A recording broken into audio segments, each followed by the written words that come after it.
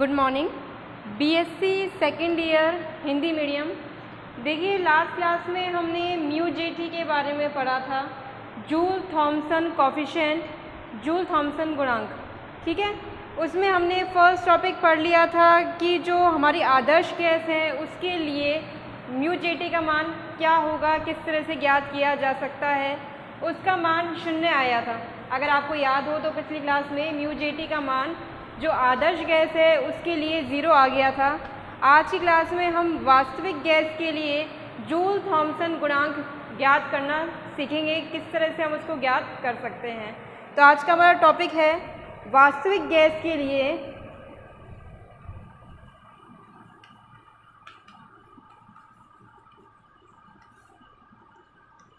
Gas के लिए joule Thompson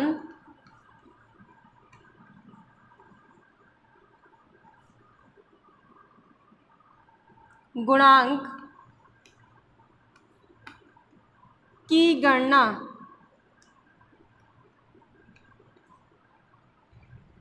देखिए, जो आदर्श गैस का केस था उसमें बहुत छोटा सा डेरिवेशन था, बहुत ही जल्दी हमारे पास मान आ गया था म्यू जेटी का, जो कि आया था 0।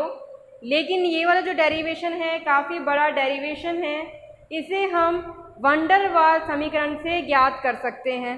तो देखिए, अगर आपको याद हो वंडर वाल समीकरण क्या था, और उससे पहले इसमें एक चीज़ लाइन लिखवा देती हूँ। वास्तविक गैस के लिए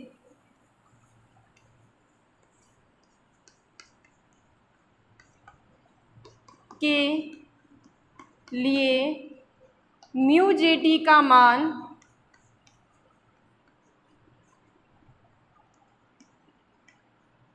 वंडर वाल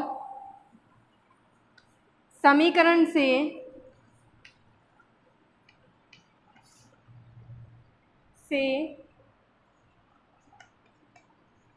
ज्ञात किया जा सकता है।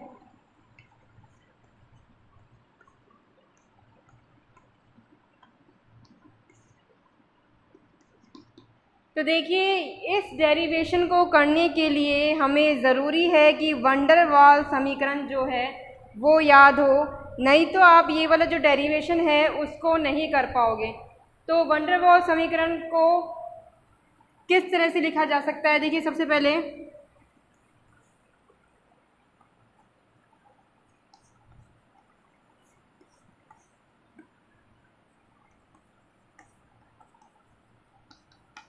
अगर आपने फर्स्ट ईयर में गैसीय अवस्था पढ़ी थी तो आपने ये वाली जो इक्वेशन है वंडर वाल समीकरण ज़रूर पढ़ा होगा। ये वाला इक्वेशन पहले आ चुका है। अब देखिए, इस वाली इक्वेशन से ही हम आगे बढ़ेंगे और इसी तरह से हमारा आगे ये डेरिवेशन चलेगा। तो देखिए, यहाँ पर हम ब्रैकेट को खोलेंगे। सबसे पहले देखिए, P V minus P B plus A V upon V का square minus A B upon V square equals to R T. ठीक है, यहाँ पर v से v कट गया, रिमेनिंग जो पोर्शन है उसको ऐसा कैसे लिख दें,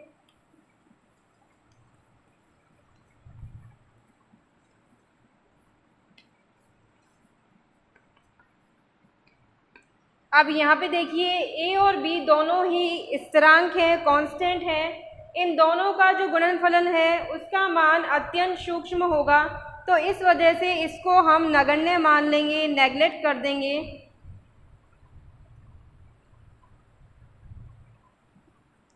ए बी दोनों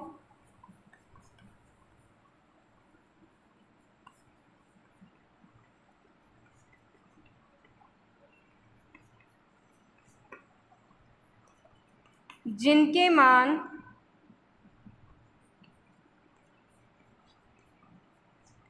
बहुत कम हैं, इसलिए A B upon V square को छोड़ देंगे। ठीक है, तो ये वाली जो टर्म है उसको छोड़ दिया जाएगा। बाकी जो इक्वेशन है उसको ऐसा कैसे लिख दें, P V minus P B plus A upon V equals to R T. तो ये हमारी फर्स्ट इक्वेशन आ गई है, ये वाली। और इससे पहले अगर आप इसको इक्वेशन नंबर ही दे दें, ठीक है, 1 नंबर दे दें और यहाँ तक इसको नोट करें, क्योंकि हमारा देखिए बोर्ड छोटा है तो इसमें ज़्यादा स्टेप्स हम नहीं लिख पाएंगे, बार बार मिटाना पड़ेगा, पर ये डेरिवेशन बहुत बड़ा है तो इसको याद रखना पड़ेगा आपको। तो सबसे पहले तो इसको नोट करें।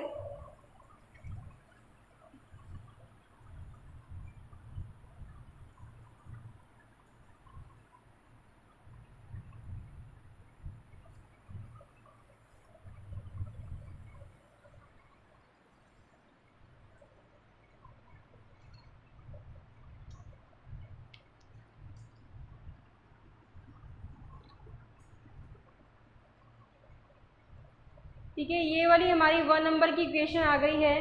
इसके आगे हम इसको सॉल्व करना शुरू करते हैं। तो मैं साइड में करने की इसको कोशिश करती हूँ। अभी तो इस पोर्शन को मैं यहाँ से मिटा रही हूँ। तो देखिए ये वाली जो इक्वेशन है उसमें पी वी को एक साइड रहने दें और बाकी जो सारी टर्म्स है उसको दूसरी तरफ ले जाएं।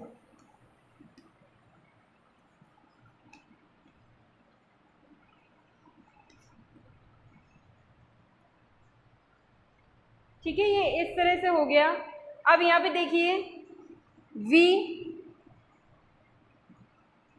p को हम नीचे की साइड ले जाएंगे तो ये हो जाएगा b R T upon P A P. ठीक है, ये वाली जो इक्वेशन है इसको इक्वेशन नंबर 2 दें। ये हो गई इक्वेशन नंबर। नेक्स्ट जो इक्वेशन है वो हो गई हमारी। अब देखिए यहाँ पर जो है v का मान हमको रखना है, तो v का मान हम किस तरह से रखेंगे वो देखें। देखिए v का मान रखने के लिए हमें पता है pv इक्वल होता है RT के, तो v की वैल्यू किस तरह से रखी जाएगी, RT अपॉन P। तो ये वाली वैल्यू को हम यहाँ पर रख देंगे अपनी ऊपर वाली समीकरण में। उपरोक्त समीकरण में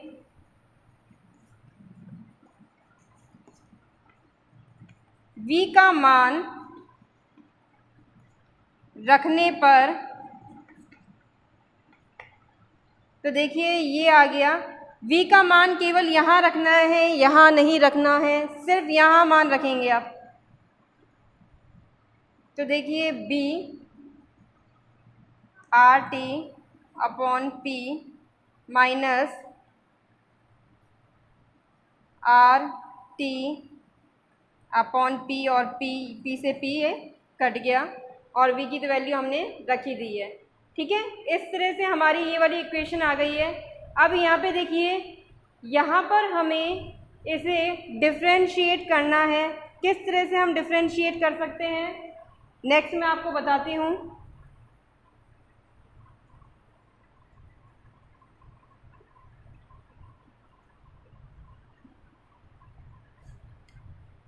ठीक है, अब देखिए इस वाली समीकरण से हम इसे आगे लेके गए थे, तो यहाँ पर देखिए पी वी,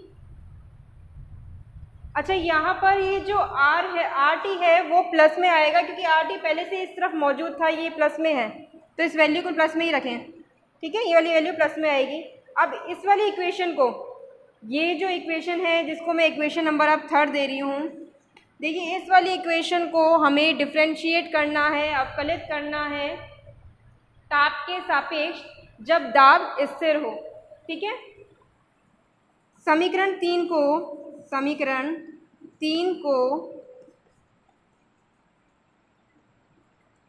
ताप के सापेक्ष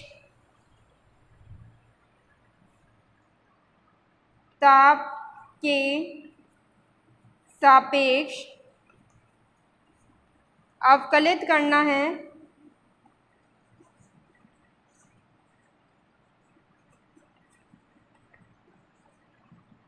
जब दाब यानी P स्थिर हो।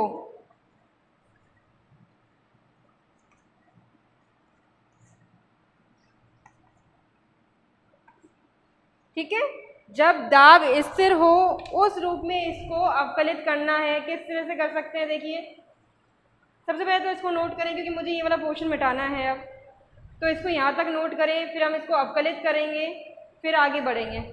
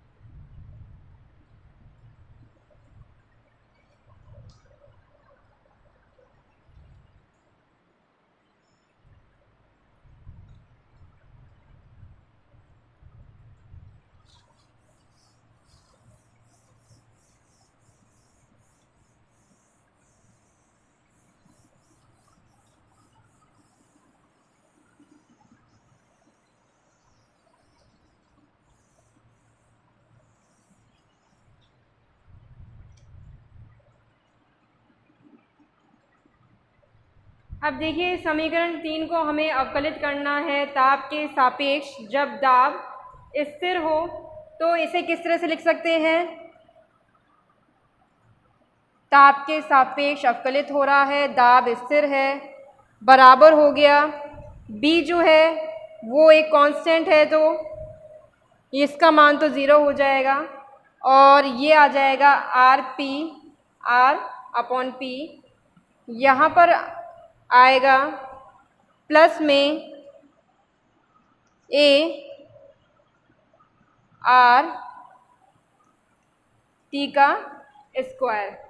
ठीक है, अवकलित करना तो आपको आता होगा, अपने फर्स्ट ईयर में भी मैथमेटिकल में पोर्शन जो फिजिकल था उसमें आपने ये चीज़ फर्स्ट ईयर में पढ़ी होगी।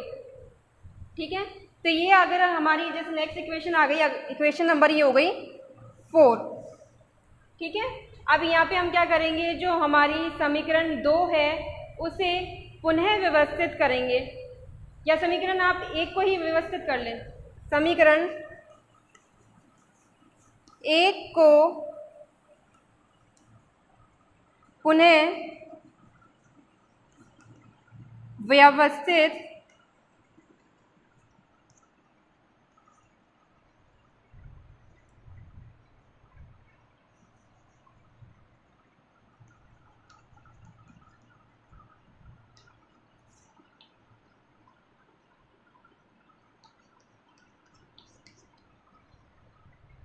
ठीक है, तो किस तरह से समीकरण 1 व्यवस्थित होगा, जो यहाँ पर RT वाला हिस्सा है, देखिए इसमें RT वाले हिस्से को ही हम एक तरफ रहने देंगे और बाकी जो पोर्शन है वो एक साइड हो जाएगा। तो इसमें किस तरह से करेंगे हम देखें,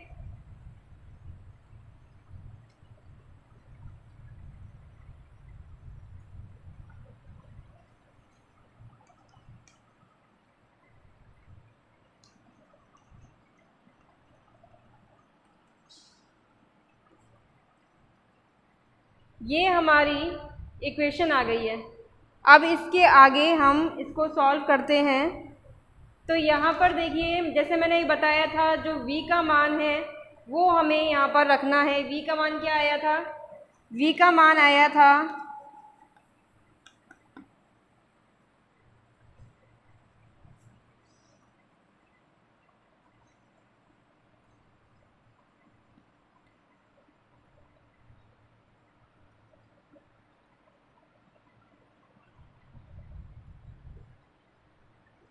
RT/P। ये v का मान आया था। यहाँ से देखिए इसको हमने रखा है यहाँ पर, ये v का मान आ गया। अब क्या करेंगे, जो p है उसको कॉमन ले लेंगे,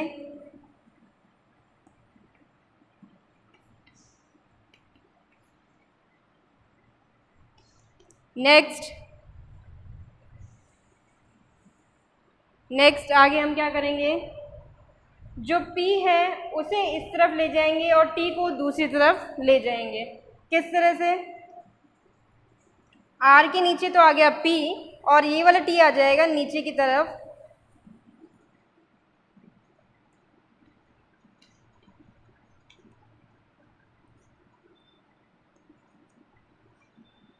यहाँ इस तरह से ये सॉल्व हो गया। तो अब देखिए ये वाली जो वैल्यू है R/P की वैल्यू को हमें समीकरण 4 में रखना है। तो इस वाली इक्वेशन को मैं नंबर दे रही हूँ समीकरण 5। तो समीकरण 5 का मान हमें समीकरण 4 में रखना है, रख दें। इस वाले पोर्शन को मैं यहाँ से मिटा रही हूँ।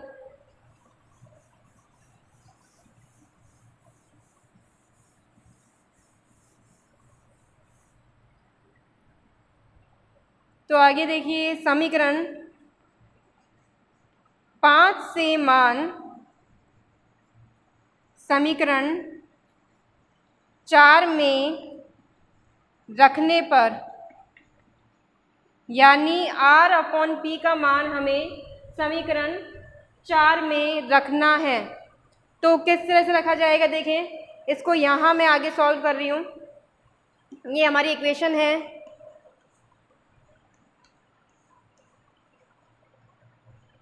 R/P की वैल्यू को हमको यहाँ से रखना है।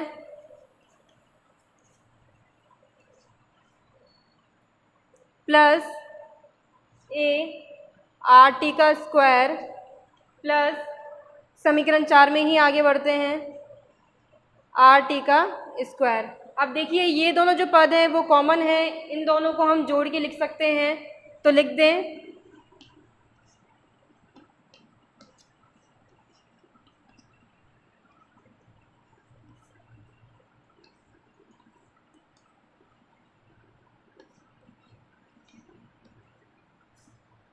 ठीक है। अब देखिए यहाँ पर T जो है उसको कॉमन लिया जा सकता है, T को हम बाहर निकाल सकते हैं। एक T तो बाहर आ सकता है यहाँ से। किस तरह से आएगा,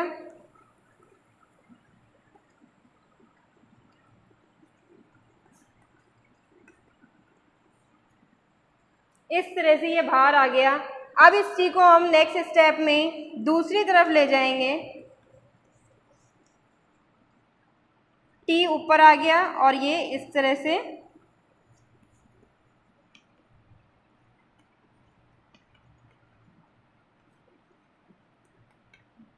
अब यहाँ पे क्या करना है, नेक्स्ट स्टेप में जो V है उसे इक्वल्स टू के इस तरफ लेके आना है। ले आए,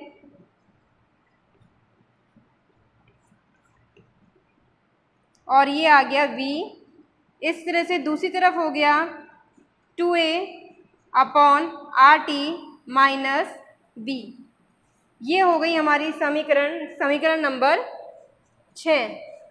सबसे पहले इसे ध्यान से नोट करें, स्टेप बाय स्टेप, गलती ना करें क्योंकि डेरिवेशन बहुत बड़ा है। अभी कंटिन्यूस में और भी है, तो इसे यहाँ तक नोट करें पहले तो।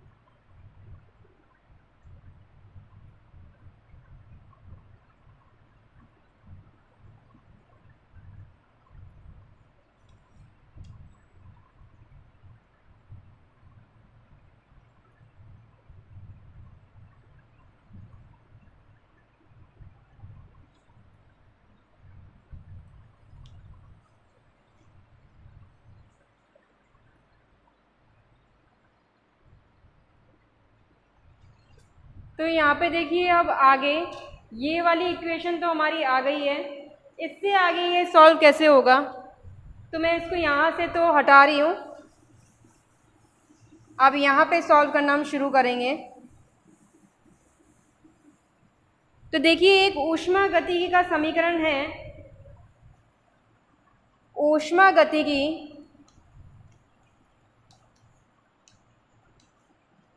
समीकरण अनुसार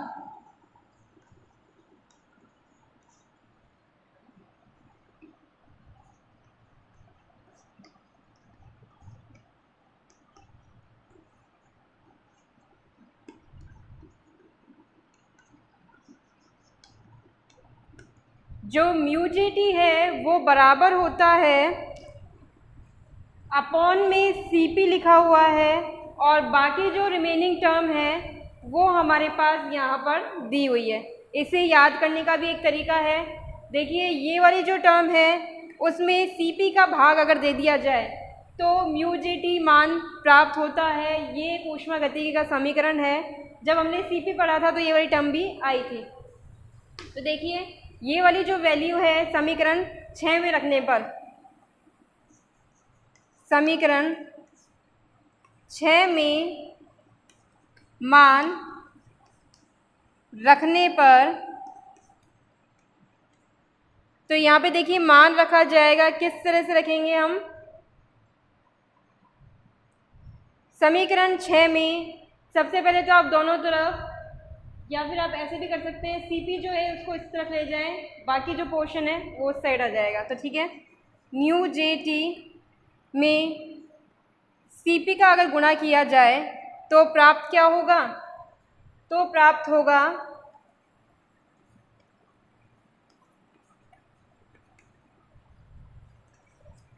ये, मैं ऊपर वाले समीकरण में ही अभी चल रही हूँ। देखिए ये वाली जो सीपी है उसको मैंने इस साइड ले लिया, बाकी ये पोर्शन ऐसा कैसा है। अब ये वाला जो पोर्शन है समीकरण नंबर 6 से बराबर किसके है? 2a upon R T minus B के। ठीक है, क्लियर है। सबसे पहले हम इस वाली इक्वेशन में थे। इस वाली इक्वेशन से हमने म्यू जे टी सी पी को लिया, मतलब सी पी को मैंने इस साइड इंटू किया और ये वाली जो वैल्यू है उसको ऐसे कैसे लिख दिया। ये वाली वैल्यू समीकरण 6 से बराबर थी इसके। तो अब देखिए आगे, म्यू जे टी बराबर है 1 अपॉन सी पी,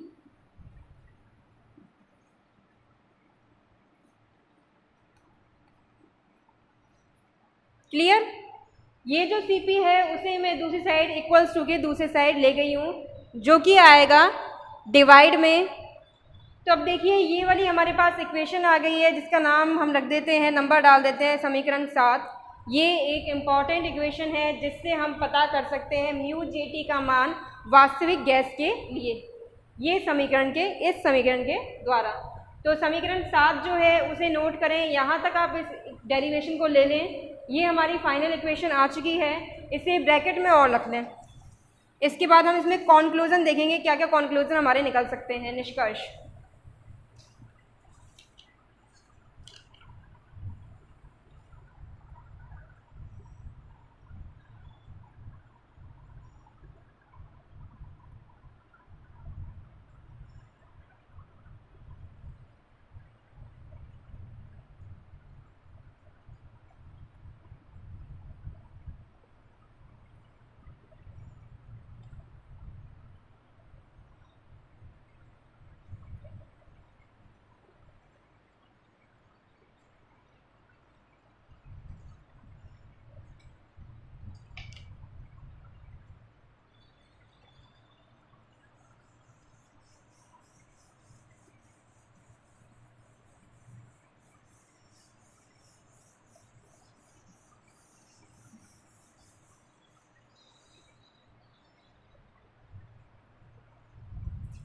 तो देखिए यहाँ पर आगे बढ़ते हैं।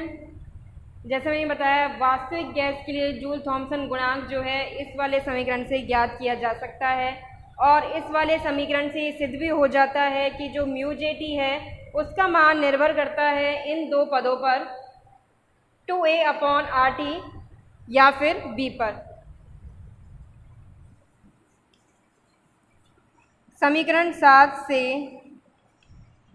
ज्ञात होता है कि म्यू जे टी का मान 2a अपॉन आर टी और 2A/RT और B पर निर्भर करता है।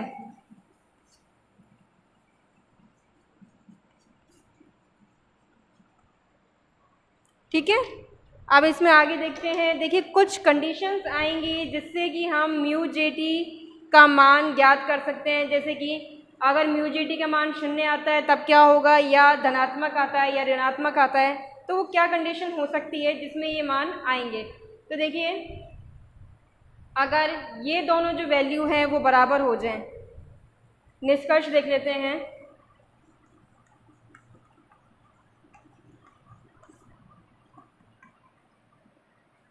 पहला जो निष्कर्ष निकलता है वो ये है, यदि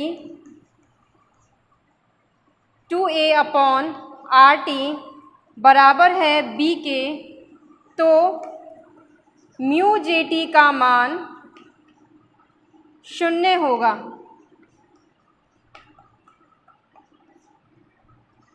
अर्थात व्युत्क्रम ताप कहलाता है। ये जो ताप होगा वो व्युत्क्रम ताप कहलाता है, जिसे TI से प्रदर्शित करते हैं। अगर आप ये लिखना चाहते हैं तो उसको ब्रैकेट में लिख दें, TI से, स्मॉल में आई है, TI से प्रदर्शित किया जाता है। अब दूसरी कंडीशन क्या हो सकती है, यदि जो 2A/RT है उसका मान ज़्यादा हो B से। यदि 2A/RT ज़्यादा है B से, तो म्यू जे टी धनात्मक होगा, पॉजिटिव होगा।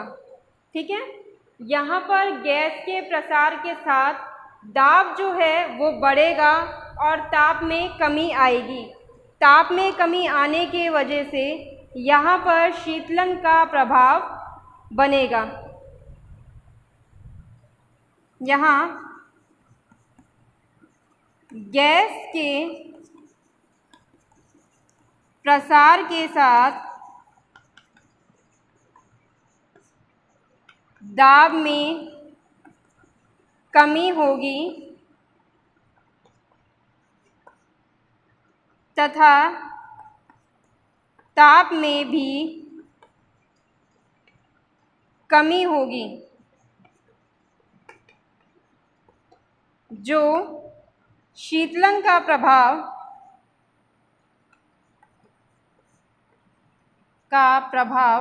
यानी कूलिंग इफेक्ट कहलाता है। नेक्स्ट कंडीशन क्या हो गई, तीसरी कंडीशन अपने आप आपको समझ में आ गई होगी। जब ये वाली वैल्यू छोटी हो जाएगी और B की वैल्यू ज़्यादा होगी, उसे भी देख लें। इस वाले केस में जो म्यू जे टी है वो ऋणात्मक होगा। यहाँ गैस के प्रसार से दाब में कमी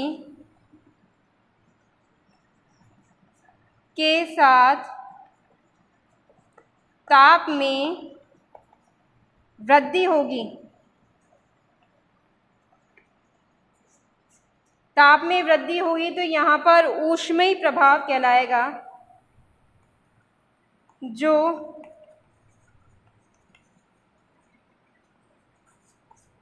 प्रभाव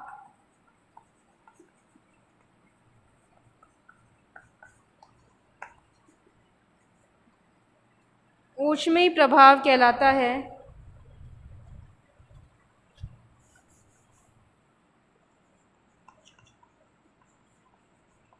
ऊष्मीय प्रभाव कहलाता है।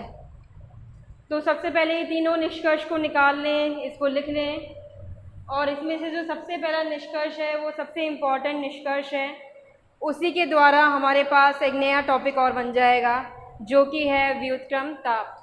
ठीक है, एक बार दोबारा से बता देती हूँ। अगर दोनों की वैल्यू बराबर है तो म्यू जे टी का मान 0 आएगा।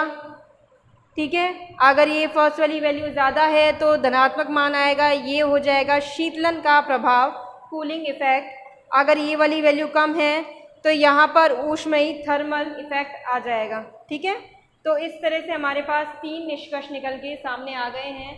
तीनों निष्कर्ष आपने समझ लिए होंगे। ठीक है, नेक्स्ट क्लास में हम व्युत्क्रम ताप के बारे में भी समझेंगे और नेक्स्ट टॉपिक हमारा देखेंगे। ठीक है, तो सबसे पहले आप इसको नोट करें। ये टॉपिक है हमारा वास्तविक गैस के लिए जूल थॉम्सन गुणांक की गणना।